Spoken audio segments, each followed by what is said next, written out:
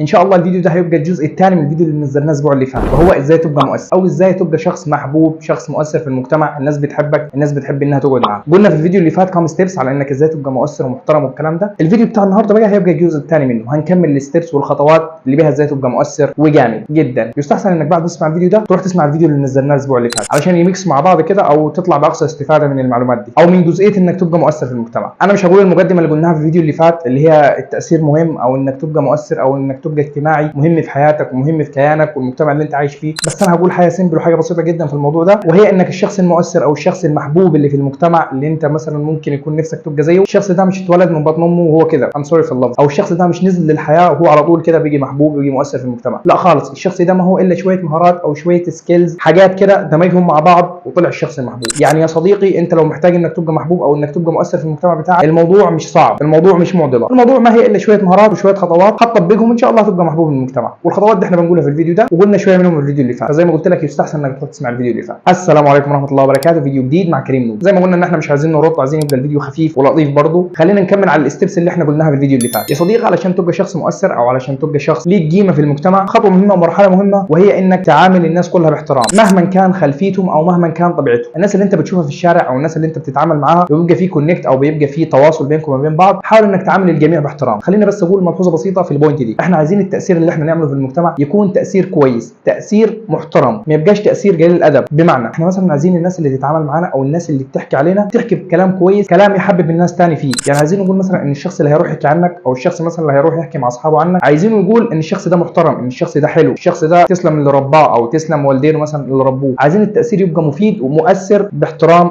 وتاثير طيب في المجتمع، ما تبقاش انفلونسر ولكن قليل الادب، ربنا يبعدنا عنهم الجماعه دول. فعايزين التاثير اللي احنا نحطه في المجتمع او التاثير اللي نحطه في المنطقه اللي حوالينا هو تاثير كويس وتاثير طيب. التاثير ده هيجي ازاي؟ طيب التاثير ده هيجي انك تعامل الناس باحترام، تعامل الناس بتقدير. الشخص اللي انت بتتواصل معاه، ومش شرط الشخص ده يبقى صاحبك او يبقى حبيبك وليكم معرفه كبيره مع بعض، انت لو في الشارع في موقف من المواقف ما فيش 5 كلمات او 10 كلمات تعاملت مع الشخص، حاول انك تتعامل مع الشخص ده باحترام شويه وبتقدير شويه. الشخص اللي انت عملته باحترام ايا كان الشخص ده، اكيد اكيد اكيد هو هيعاملك باحترام، لانه قليل جدا اللي ما بيحبش الاحترام. وبالمناسبه في ناس ما بتحبش الاحترام، ولكن العموم او الشامل انك لو عملتني باحترام انا هعاملك باحترام. طب انا لو عملتك باحترام ولكن انا ما لقيتش منك الاحترام او انا ما لقيتش منك التقدير ده، لا ده انت تمسك وتطلع عين بس خلي البدايه بتاعتك انك تعامله باحترام. الحاجه الثانيه او المرحله الثانيه او الخطوه الثانيه في انك ازاي تبقى مؤثر في المجتمع او ازاي تبقى شخص حبوب، خليها حبوب حلو، هي انك تقول كلام حلو او قدم مجاملات حلوه، ولكن خلي بالك ما تبقاش منافق. هحكي لك تجربتي مع الموضوع ده. انا اصحابي لو بيشوفوا الفيديو ده او الناس اللي تعرفني لو بتشوف الفيديو ده عارفه ان من العاده بتاعتي او من الطبيعه بتاعتي ان الحمد لله انا بقول كلام حلو، بحاول ان انا اقول كلام لطيف، كلام خفيف على القلب، ما بحبش ان انا ابقى تقيل. فقعدت فتره في حياتي لما كنت اقول كلام حلو لاصحابي مثلا او لاي حد قابله في الشارع، صحابي كانوا يقولوا عليا انت منافق، كانوا افيه عليا او اللي هو كانوا يغلسوا عليا واللي هو يقولوا يا عم انت منافق، شوف منافق مش عارف ايه. ولكن للامانه انا زي ما قلت ان انا بحب ان انا ابقى خفيف، او اللي هو انا بحب ان انا اقول كلام خفيف على القلب او اللي هو لطيف ما يزعلكش. بس اصحابي انا ماليش دعوه بيهم، يعني عادي، هم بعدين تاقلموا وعرفوا ان الوضع بتاعي هو الوضع كده والحمد لله. وفي اللي ما تاقلمش ده في داهيه. طيب سؤال بسيط، ازاي افرق بين اللي بيقول كلام حلو وكلام لطيف وخفيف على القلب والمنافق؟ هقول لك، اللي بيقول كلام خفيف او اللي بيقول كلام لطيف ليك هتلاقي الكلام بتاعه صادق، الكلام بتاعه مش كده. شخص بيقول لك كلام حلو وكلام هو موجود فيك فعلا. على سبيل المثال مثلا لو انا شخص مثلا بقول كلام حلو وانت مثلا في من المميزات بتاعتك ان انت مثلا مستمع جيد، او اللي هو انت لما باجي احكي لك انت بتسمعني، بتعرف تسمعني، مش بتبقى تتكلم كتير، لا بتسمعني. انا لما اجي اقول لك يا صديقي انا مثلا بشكرك جدا ان انت مستمع او ان انت شخص بتسمعني لما اجي احكي، فانا حابب ده جدا فيك، يبقى انا كده مش بنافق، انا كده بقول كلام صدق وانا بقول لك كلام جميل وبرده صادق، فبالتالي انت هتتاثر بالكلام ده. ولكن انا لو جيت نفخت فيك او اللي جيت مثلا عملت منك بالونه او اللي هو اشتغلت انفخ فيك واقول كلام حلو كتير جدا وكلام ممكن يكون مش مفهوم وممكن يكون مش صح خالص وغلط جدا وانا عارف انه غلط مش موجود فيا، فده منافق وده ابعد منه، ابعد منه خالص وخليك بعيد منه لانه منافق. فعايزين نفرق بين اللي بيقول كلام خفيف وكلام حلو للقلب وبين المنافق، وهي ان الشخص اللي بيقول كلام خفيف او الشخص اللي بيقول كلام حلو بيبقى صادق في الكلام بتاعه، اما المنافق بيقول فيك ما ليس فيه، انه غالبا ممكن يكون عايز منك مصلحه او عايز منك موضوع تخلصه له علشان خاطر بيقول لك الكلام ده. فلما تقول كلام حلو وكلام صادق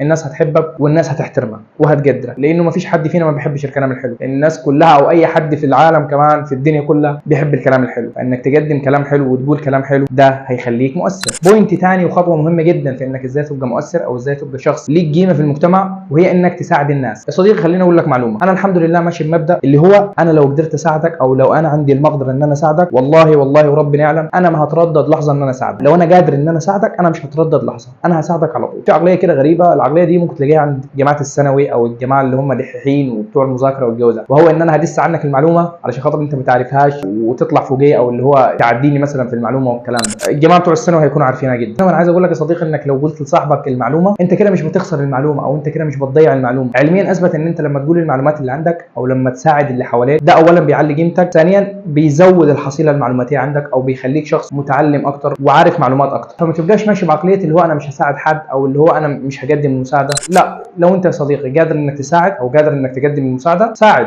والاجر على الله يا عم. يعني فكك من الشخص ده، اجرك عند ربنا واكيد ربنا هيجازيك باللي انت عملته ده. والمساعده هنا مش شرط ان انا اشيل حاجه عنك او ان انا مثلا اساعدك في شغل ماتيريال، شغل جسدي يعني. لا، المساعده ممكن معلومه، ممكن كلمه فعلا بتبقى مساعده. على سبيل المثال على الشخص اللي هو بيسمعني كويس ده، انا الشخص ده تقريبا ممكن يكون بيساعدني جدا، لمجرد ان هو بيسمعني هو كده بالنسبه لي بيساعدني. فانك تساعد اللي قدامك او انك تقدم المساعده للشخص اللي قدامك ده هيخلي ليك تاثير في المجتمع. بوينت مهمه بصراحه في الموضوع بتاع التاثير ده، هي خليك متفتح شويه، ما تبقاش قافل على نفسك او ما تبقاش شخص منطوي او اللي هو قافل على طريقه تفكيرك. الموضوع ده مهم جدا وممكن اعمل فيديو كامل عليه وابين الفرق بين انك تبقى متفتح شويه في طريقه تفكيرك وبين انك تبقى اوبن مايندد، والجماعه بتوع ذا بلايند ديت شو، الجماعه اللي استغفر الله العظيم يعني. هنا بقى انا قصدي انك تسمع وجهه النظر المختلفه. يعني انت مثلا ماشي في حياتك بشويه افكار، شويه معتقدات، وهنا مش قصدي المعتقدات الدينيه، معتقدات في التفكير بتاعك، فانت اللي هو قافل على نفسك. انا اي حد هيخالف الحاجات اللي انا بفكر فيها دي ده ما يلزمنيش. كده انت بتقفل على عقلك او بتحبس عقلك شويه افكار بيدور حواليهم، عقلك مش بياخد او مش بيكتسب اي معلومه جديده. ولما تقابل ناس بتخالف وجهه نظرك هتعاملهم باسلوب مش كويس، وهم بالتالي هيعاملوك باسلوب مش كويس. طب ليه؟ انا مثلا صديقي ماشي بوجهه نظر معينه، انا مثلا محض صدفه او في الشارع قابلت واحد بيخالف وجهه النظر بتاعتي، انا ما اقفلش على نفسي واللي هو لا وما ينفعش وخلاص وهي كده يا اما بلاش. غلط، والله العظيم غلط. لا، خليك عادي، اسمع منه. انت ممكن بعد ما تسمع منه تغير وجهه نظرك اللي انت حاططها في دماغك. بتحصل كتير جدا، حرفيا بتحصل كتير جدا. خليك مستمع، يعني حاول انك تسمع اللي قدامك حتى لو بيخالف وجهه نظرك. بل بالعكس يا صديقي، ده انت المفروض انك تضيف للناس اللي في حياتك او تضيف ناس في حياتك بتخالفك في وجهه النظر. الناس اللي بتخالفك في وجهه النظر هتزود لحياتك كتير وهتضيف لحياتك معلومات كتير وحاجات كتير انت ما كنتش تعرفها. فما تبقاش محبوس جوه دايره افكارك او جوه سجن افكارك. لا، عادي جدا يا اسطى، انا ممكن اقعد مع اي حد، هقعد معاك وهتعلم منك، هاخد منك الكويس واللي مش كويس ملوش لازمه، بس انا طلعت منك المعلومه او طلعت منك بفكره. بل ممكن كمان ان انا لو بصيت في وجهه نظرك ولقيتها ان هي مقنعه شويه على وجهه نظري، انا ممكن اغير وجهه نظري عادي. ما تبقاش محبوس جوه عقلك. يا رب النقطه دي تفهم صح، لان هي لو ما اتفهمتش صح فهو العيب عندي. بس انا قصدي انك تبقى متطلع شويه، انك تسمع اي حد او انك تسمع لاي حد، لان زي ما قلت لك ده بيزود عندك. وبرده من ناحيه التاثير ده بيخليك شخص مؤثر او شخص بتسمع لكل الناس، يعني ما بتسمعش لناس معينه وناس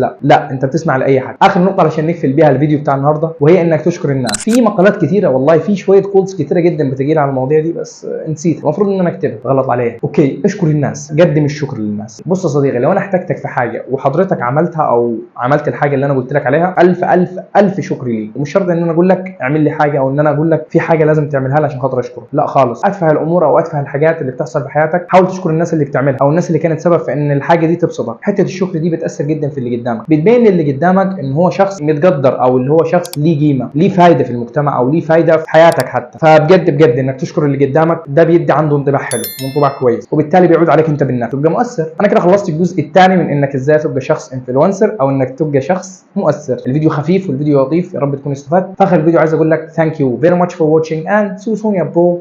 باي. روج عليا سبسكرايب في القناه وفعل خاصيه الجرس. 100 100. سلام.